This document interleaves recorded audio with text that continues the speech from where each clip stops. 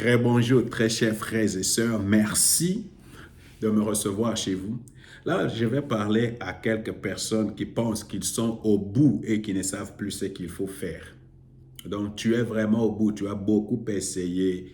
Tu as cherché des conseils et tout. Et vraiment, tu n'arrives pas à t'en sortir. Tu es dans une relation compliquée. Tu veux marier quelqu'un.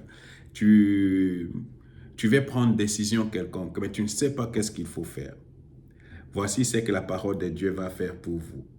La parole de Dieu va te donner la paix. La parole de Dieu va te donner la joie. La parole de Dieu va te donner les conseils dont tu as besoin. Alors d'abord, je commence par les conseils. La parole de Dieu va te donner un conseil à suivre. Et c'est pourquoi nous aimons la parole de Dieu, parce qu'au fur et à mesure que tu lis la parole de Dieu, et c'est pourquoi les gens, Dieu m'a dit, Dieu m'a parlé. Comment Dieu parle? Souvent, il parle au travers de sa parole pendant que tu lis et Dieu te montre quelque chose. Et quand tu mets cette chose-là en pratique, toi-même, tu t'étonnes de la façon dont ça marche. Alors la Bible dit ceci, dans le psaume 32, verset 8, « Je t'instruirai, je t'instruirai, je t'instruirai, et je te montrerai la voie que tu dois suivre. Je te conseillerai, j'aurai le regard sur toi. » Qu'est-ce que la parole de Dieu promet là-bas? 1. Je vais t'instruire. 2. Je vais te montrer la voie. 3. Que tu dois suivre. 4. Je vais te conseiller. Et à tes conseillants, mes yeux sont sur toi pour que tu ne fasses pas d'erreur.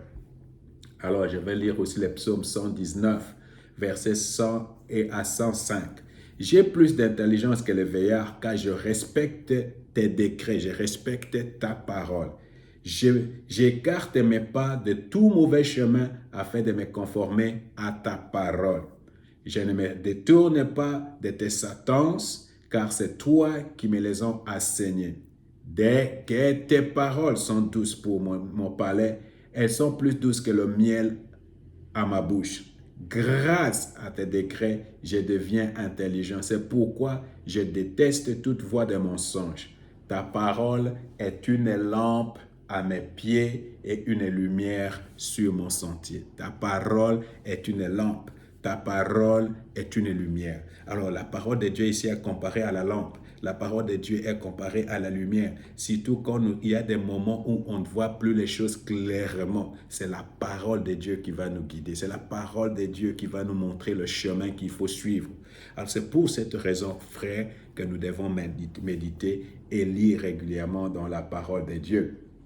Alors, il y a encore, la parole de Dieu va te donner la paix. Tu sais, quand tu veux prendre des décisions, quelque chose d'important, c'est la paix que tu vas recevoir. La paix que tu vas recevoir. La paix.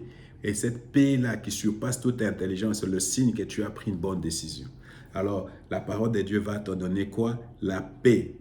La paix, non pas seulement la paix, la joie. Tu vas même constater au fur et à mesure que tu seras en train de lire dans la parole de Dieu, tu vas recevoir, tu vas sentir une certaine joie, une certaine paix que tu ne peux pas expliquer. Hein? Alors, la Bible dit ceci dans le psaume 119, verset 25, le verset 28 et le verset 50. Il faut lire aussi le verset 165. Je suis affablé dans la poussière, rends-moi la vie conformément à ta parole. Mon âme est accablé de tristesse. Relève-moi conformément à ta parole. Grande est la paix de celui qui aime ta loi. Aucun obstacle ne les fait trébucher. Aucun obstacle ne les fait trébucher. Grande est la paix de celui qui médite dans la parole de Dieu. Alors vous voyez, si nous méditons dans la parole de Dieu, nous allons avoir quoi? Non pas seulement la joie, mais nous aurons aussi la paix. Hein? Voilà, c'est pour cette raison que nous devons vraiment méditer assez souvent dans la parole de Dieu. Alors la Bible dit comme ça dans Philippiens chapitre 4 verset 6 à 9. Alors la paix de Dieu qui surpasse tout ce qu'on peut concevoir gardera votre cœur et votre pensée sous la protection de Jésus-Christ afin, frères et sœurs, nourrissez vos pensées, nourrissez, écoutez le mot qui est utilisé, nourrissez vos pensées de tout ce qui est vrai, noble, juste, pur, digne d'amour ou d'approbation, de tout ce qui est vertueux et mérite louange. Ce que vous avez appris et reçu de moi, de ce que vous m'avez entendu dire et vu faire, mettez-les en pratique. Alors Dieu qui donne la paix sera avec vous. Alors, c'est que la Bible, il faut nourrir nos pensées. Comment je vais nourrir mes pensées? Je vais nourrir mes pensées avec la parole. La parole, c'est ce qui va nourrir mes pensées, c'est ce qui va renouveler mes pensées. C'est pour cette raison, frères et sœurs, nous devons prendre du temps à méditer dans la parole, à prier avec la parole. Ok, les vidéos qui vont venir, je vais montrer comment on peut prier avec la parole de Dieu, parce que ça, c'est très important.